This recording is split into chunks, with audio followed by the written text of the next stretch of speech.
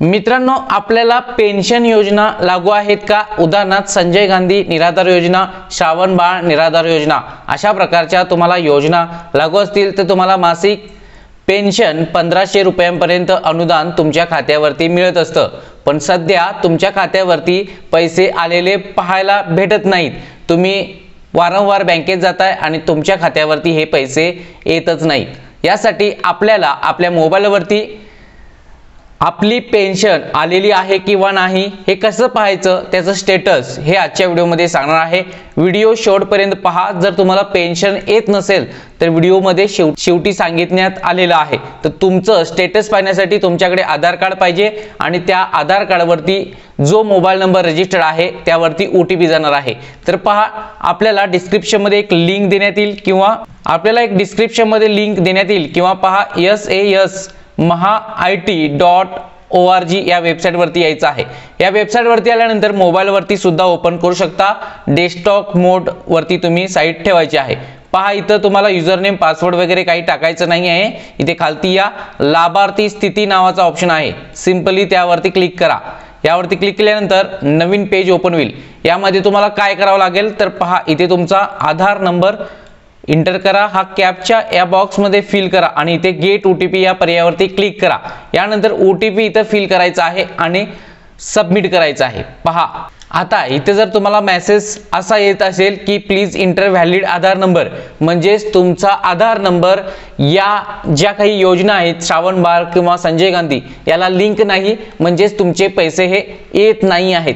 तर यासाठी काय करावं लागेल व्हिडिओच्या शेवटी सांगतो, पण ज्यांचं व्हॅलिड आधार नंबर आहे तो टाका इथं आणि इथं गेट OTP करून तो OTP फिल करा, म्हणजेच ज्यांचं OTP येतोय त्यांना ही पेन्शन योजना इथं दिसून येते, लॉग इन होते। आता पेन्शन योजना लॉग इन, आता OTP टाकल्यानंतर पहा अशा पद्धतीचा इंटरफेस ओपन होईल। यामध्ये पहा SAS बेनिफिशरी डिटेल्स येते, म्हणजेच आता बेनिफिशरी नेम सुद्धा आलेला आहे, त्याचं फादर नेम, डिस्ट्रिक्ट आलेला आहे, त्यानंतर स्कीम नेम पहा संजय गांधी निराधार अनुदान योजना आहे आणि इथे गावचं ॲड्रेस आहे, आधार नंबरची लास्ट 4 डिजिट, मोबाईल नंबर पूर्ण दिसतोय, डिस्ट्रिक्ट विलेज ही संपूर्ण डिटेल दिसते आणि इथे अपलोड डेट आहे 9/6/2025। पाहू शकता अपलोड डेट म्हणजे 9/6/2025 ची आहे। आणि खालती